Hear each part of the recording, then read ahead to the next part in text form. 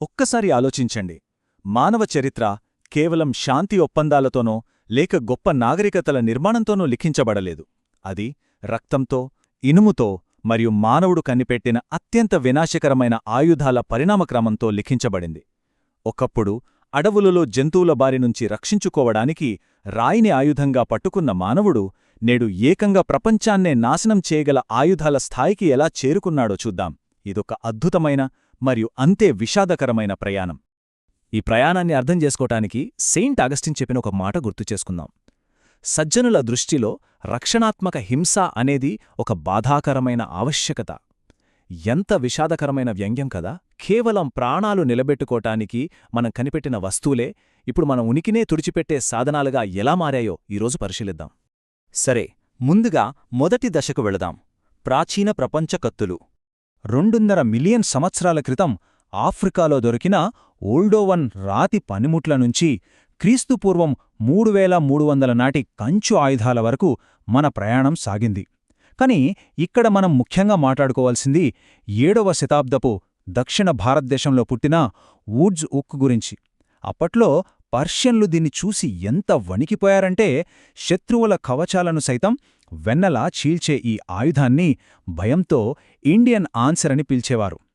నిజంగా అప్పటి సైనిక చరిత్రలో అదొక మహావిప్లవం. అయితే ఆ రోజుల్లో చేతిలో ఆయుధం ఎంత గొప్పదైనా సరే గెలుపు అనేది యోధుడి గుండె ధైర్యం మీదే ఆధారపడి ఉండేది.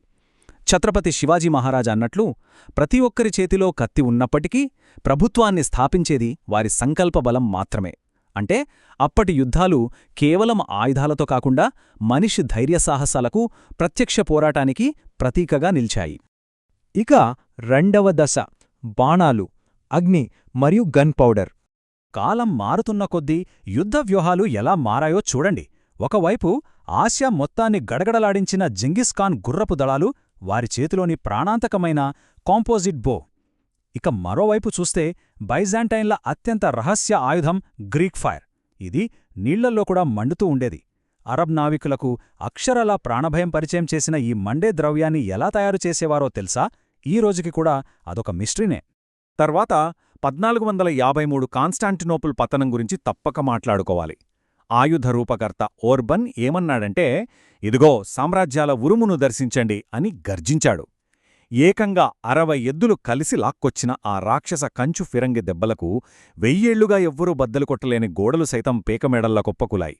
బహుశా అక్కడితోనే మధ్యయుగాల శకం అంతమై శతఘనుల ఆధిపత్యం మొదలైంది. ఇకనుంచి ముచ్చటుగా 3వ దశకు వద్దాం. మైసూర్ రాకెట్ల నుండి మిషన్ గన్ వరకు. ఇది గమనించండి. ఐరోపా వాళ్లు కేవలం పండుగల్లో సరదాగా ఆకాశంలోకి పేల్చుకునే కాగితపు రాకెట్లు ఎక్కడా? టిప్పూ సుల్తాన్ కాలం నాటి ఇనుప కవచాలున్న మైసూర్ రాకెట్లు ఎక్కడా?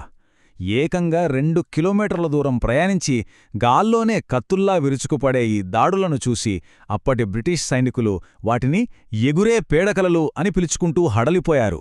కానీ సాంకేతికత ఎంత క్రూరంగా మారిపోయిందో చెప్పడానికి ఈ ఒక్క ఉదాహరణ చాలు. హిరామ్ మ్యాక్సిమ్ అనే ఇంజనీర్కి తన స్నేహితుడిచ్చిన సలహా వింటే మీరు ఖచ్చితంగా ఆశ్చర్యపోతారు. యూరోపియన్లు ఒకరి గొంతులు మరొకరు మరింత సులభంగా కోసుకునేలా ఏదైనా ఒక ఆయుధాన్ని కనిపెట్టు, కుప్పల తెప్పలుగా డబ్బులొస్తాయని చెప్పాడు. వినడానికే వణుకు పుడుతోంది కదూ! ఆ క్రూరమైన ఆలోచన నుండే మన ప్రపంచపు మొట్టమొదటి ఆటోమేటిక్ మెషీన్ గన్ పుట్టుకొచ్చింది. 12,000 వర్సెస్ 48. ఈ సంఖ్యలు వెనుకున్న భయంకరమైన సత్యమేమిటో తెలుసా? 1898లో జరిగిన ఓం దుర్మాన్ యుద్ధంలో ప్రాణాలు కోల్పోయిన సూడాన్ యోధులు 12,000కు పైగా ఉంటే చనిపోయిన బ్రిటిష్ వారు కేవలం 48 మంది మాత్రమే. అంటే యుద్ధభూమిలో ఇక ముంద మనిషి ధైర్యం ఏమాత్రం పనిచేదని, కేవలం యంత్రం మాత్రమే గెలిపిస్తుందని ఈ సామూహిక మరణదండన పచ్చిగా చాటి చెప్పింది. ఇప్పుడు 4వ దశ ప్రపంచ యుద్ధాలు మరియు ఇనుప రాక్షసులు. 20వ శతాబ్దంలోకి అడుగుపెట్టేసరికి పరిస్థితి మరింత ఘోరంగా తయారైంది. కందకాల స్తబ్దతను పగలగొట్టడానికి బ్రిటీష్వారు మార్క్ 1 ట్యాంకులను రంగంలోకి దించారు. మరోవైపు శ్వాస ఆడకుండా చేసే భయంకరమైన రసాయన ఆయుధాలు, ఇక ఆర్థిక వ్యవస్థలను నిలువునా స్తంభింపచేయడానికి జర్మనీ ప్రయోగించిన యూ-బోట్లు, ఇవన్నీ కూడా సైనికులను గుంపులు గుంపులుగా బలితీసుకోవడానికి ఉద్దేశించిన మృత్యు యంత్రాలే. ఇంకో ముఖ్యమైన విషయం, గుండె ధైర్యానికి మారుపేరుగా చెప్పుకునే విన్స్టన్ చర్చిల్ స్వయంగా ఏమన్నారో తెలుసా? మొత్తం యుద్ధ సమయంలో నన్ను నిజంగా భయపెట్టిన ఏకైక విషయం యూ-బోట్ ప్రమాదం మాత్రమే. సముద్రం అడుగున అదృశ్యంగా దాక్కుని ఒక దేశాన్నే ఆకలితో మార్చి చంపే ఆ మృత్యువు సృష్టించిన బీభత్సం అంత ఇంతా కాదు. అలా మనం 5వ దశకు చేరుకున్నాం, అణుయుగ వినాశనం. 1945లో జరిగిన ట్రినిటీ పరీక్ష పేలుడు మానవ చరిత్రలోనే ఒక చీకటి ఘట్టం. ఆ పేలుడు చూసిన వెంటనే అణుబాంబు పితామహుడు జే. రాబర్ట్ ఓపెన్హేమర్ గుండె పగిలేలా అన్న మాటలివి. ఇప్పుడు నేను మృత్యువుగా, ప్రపంచాల వినాశకుడిగా మారాను అని. శాస్త్రవేత్తలుగా వారు మానవాళి చేతికి ఎంతటి ఘోరమైన ఆయుధాన్ని అందించారో వారికప్పుడే అర్థమైంది. వారు చేసిన ఆవిష్కరణే వారికి ఆజన్మాంతం పాపభీతిని మిగిల్చింది. కాని ఇక్కడొక విషాదమేంటంటే, ఆ సృష్టికర్తలకున్న పశ్చాత్తాపం దానిని ప్రయోగించిన సైనికులకు ఏమాత్రం లేదు. జపాన్పై బాంబు వేసిన పైలట్ పాల్ టిబెట్స్ మాటలే దానికి సజీవ సాక్ష్యం. 120 మిలియన్ డిగ్రీల ఫ్లాష్, నోట్లో లోహం రుచి, కను రెప్పపాటులో 70,000 మంది మనుషులు గాల్లో ఆవిరైపోయారు. అయినా అతనిలో ఎలాంటి భావోద్వేగమూ లేదు. కేవలం యాంత్రికంగా చలనం లేకుండా ఒక ఆర్డర్ను అమలు చేయడం మాత్రమే దానికి కారణం. ఇక చివరిగా 6వ దశ, కృత్రిమ మేధస్సు. అదేనండి ఏఐ, అదృశ్యమైన చివరి యుద్ధభూమి. ఇప్పుడు మనం సైబర్ స్పేస్ అనే 5వ యుద్ధరంగంలో ఉన్నాం. ఆలోచించండి, ఒక్క బుల్లెట్ కూడా పేల్చకుండా దేశాల పవర్ గ్రిడ్స్ని పూర్తిగా నిలిపివేసే సైబర్ పర్ల్ హార్బర్ లాంటి ముప్పు మన ముందుంది. ఉక్రెయిన్లో భారీ నౌకల్నే నాశనం చేస్తున్న కమర్షియల్ డ్రోన్లు చూస్తూనే ఉన్నాం. అన్నింటికీ మించి మనిషి ప్రమేయం ఏమాత్రం లేకుండానే శత్రువును గుర్తించి చంపేసే స్వయం ప్రతిపత్త ఆయుధాలు. అక్షరాల ఇదొక కంటికి కనిపించని కిల్ జోన్.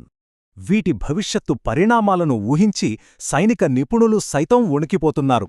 ఆస్ట్రియా విదేశాంగ మంత్రి అలెగ్జాండర్ షాలెన్బర్గ్ ఏమని హెచ్చరించారంటే, ఇది మన తరపు ఓపెన్హైమర్ క్షణం.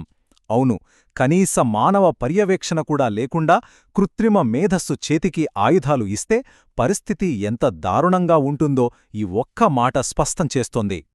ఇక్కడ మనం గమనించాల్సిన అత్యంత భయంకరమైన వాస్తవం ఇంకొకటి ఉంది. అణుబాంబులు తయారు చెయ్యాలంటే చాలా అరుదైన యురేనియం కావాలి కదా. కానీ ఈ ఏఐ ఆయుధాలకు కేవలం కొంచెం సాఫ్ట్వేర్ కోడుంటే చాలు. రేపటి కలాష్నికోవ్లుగా మారనున్న ఈ టెక్నాలజీ రేపు పొద్దున ఎవరికైనా, చివరకు ఉగ్రవాదులకు కూడా చాలా సులభంగా అందుబాటులోకి వచ్చే ప్రమాదముంది. అంటే ఇవి అణుబాంబుల కంటే 100 రెట్లు ఎక్కువ ప్రమాదకరమైనవి అన్నమాట. మరి చివరగా, రాతియుగంలో అడవుల్లో జంతువుల నుంచి రక్షణ కోసం మొదలైన మన ప్రయాణం ఈరోజు కంటికి కనిపించని సాఫ్ట్వేర్ కోడ్లతో ప్రపంచాన్ని నాశనం చేసే స్థాయికి చేరుకుంది. చావు పుట్టుకలను నిర్ణయించే అధికారాన్ని ఇలా యంత్రాలకు అప్పగించిన తర్వాత మానవజాతి అంతానికి మనమే ప్రేక్షకులుగా మిగిలిపోతామా? ఖచ్చితంగా ఈ భయానక చరిత్ర నుంచి మనం నేర్చుకోవాల్సింది ఎంతో ఉంది. ఈ విషయంపై మీరు ఓసారి ఆలోచించండి. మరో ఆసక్తికరమైన విశ్లేషణతో మళ్ళీ కలుద్దాం.